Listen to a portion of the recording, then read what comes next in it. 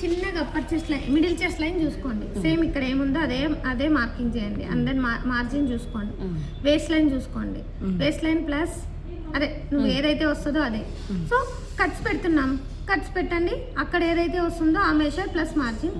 ఇంకా ప్లేయర్ వచ్చేసి ఇది ఎంత ఉందో దానికన్నా +1 చేసుకోవాలి. లేదు స్ట్రెయిట్ కట్ కావాలి అంటే ఇది ఎంత ఉందో అంతే పెట్టుకోవాలి.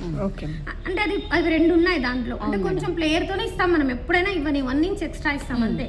అంటే ఇక్కడ హిప్ దగ్గర హిప్ /4 + 1 ఇక్కడ ఏదైతే వస్తే అది వస్తే ఇలా మనం కలిపేసుకుంటాం అనమాట. ఈ లైన్స్ అన్నీ కలిపేసుకుంటాం. ఓకే, ఇక్కడ మాత్రం 1.5 ఇంచ్ మార్జిన్ ఇస్తాం అనమాట. ఇక్కడ వరకు 1.5 లోనే ఉంటుంది.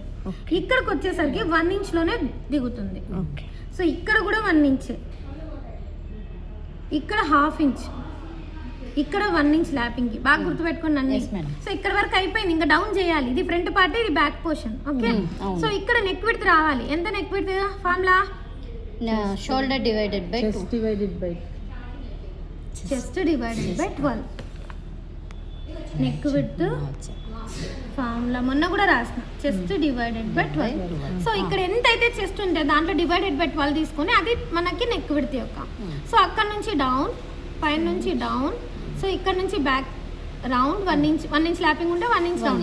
సో ఇక్కడ నుంచి మనకు వచ్చే డీప్ కూడా చెస్ట్ డివైడెడ్ బై 12కే పోండి. ఒకవేళ కంఫర్ట్లో కావాలంటే ఇంకొంచెం లూజింగ్ కావాలంటే 1/2 ఇంచ్ పెంచుకోండి, ప్రాబ్లం ఏం లేదు. అంటే మీకు ఎప్పుడు కన్ఫ్యూజ్ అవుతారు కదా ఎంత పెట్టాలి. సో అలా. సో ఇది 3నే వస్తుంది. ఎగ్జాంపుల్ ఇది 3 అయితే ఇది 3నే, ఇది 3.5 అయితే ఇది 3.5 అలా.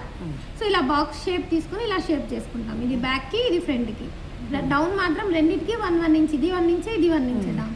సో ఇక్కడ నుంచి మొన్న నేను ఆర్మ్ రౌండ్కి ఫార్ములా చెప్పా. Arm round divided by 2 -1, arm round -1 divided by 2. Example, so 17 ఇంచులు ఉంది, -1 చేస్తే 16 డివైడెడ్ బై 2 8 ఇంచెస్. ఇక్కడ ఆల్రెడీ 1 ఇంచ్ ఉంటుంది. ఇక్కడ సీమింగ్ అలవెన్స్ వదిలేసి ఇక్కడ నుంచి ఇక్కడికి 8 వచ్చేటట్టు చూసుకోండి. 4 మడతల మీదే చూసేసుకుంటే మళ్ళీ మనకు పంచాయతీలు ఉండవు, మళ్ళీ ట్రిమ్ చేసుకోవాల్సిన అవసరం ఉండదు.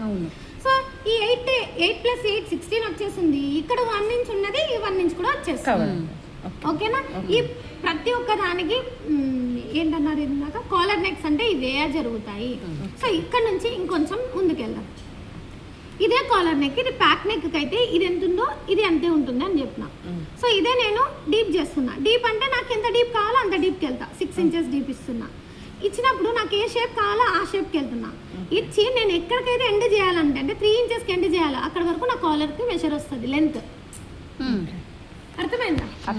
ఈ కాలర్ డీప్ ఎంత ఉందో రెగ్యులర్ డీప్ అంతటికే నా కాలర్ స్టాప్ అయిపోతుంది.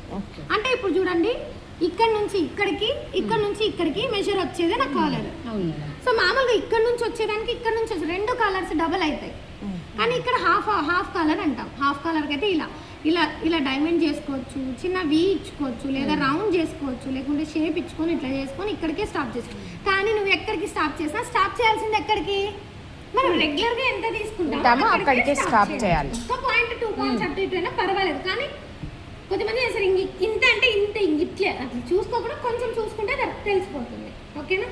సో ఇది హాఫ్ కాలర్కైనా ఫుల్ కాలర్కైనా ఒకటే మెషరే. కట్ చేసుకుంటాం, కట్ చేద్దాం ఫస్ట్.